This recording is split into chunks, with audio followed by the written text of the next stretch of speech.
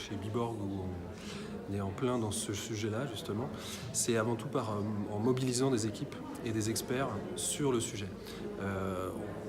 On va avoir un chef d'équipe qui est moi en l'occurrence qui va leader tout le projet auprès de tous les intervenants, l'annonceur en premier, l'agence média ou le trading desk en second, et on va essayer de coordonner toutes ces personnes pour le bien du projet. Ensuite, en termes de créativité, ça va passer par plusieurs ressources différentes. On a des copywriters qui vont créer du contenu, on a des experts créa qui vont proposer les meilleures expériences en fonction de l'expérience qu'ils ont eu de la marque, de la charte graphique, de ce qu'on fait d'habitude avec cette marque, et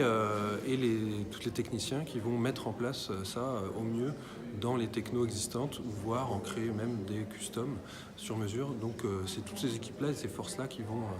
permettre cette injection de créativité et de storytelling au final, parce que le DCO c'est surtout ça pour la marque.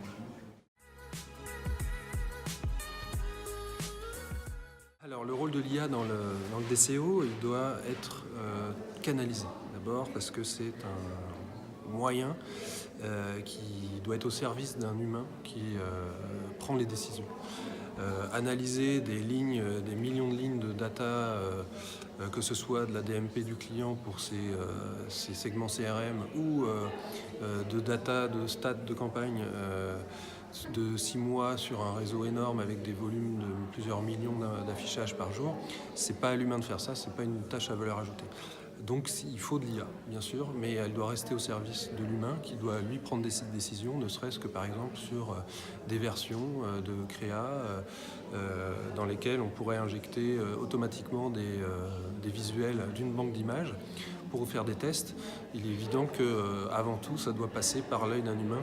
pour la subjectivité et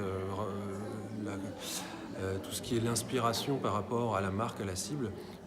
c'est encore quelque chose qui doit, je pense, pour longtemps rester dans les mains d'un humain.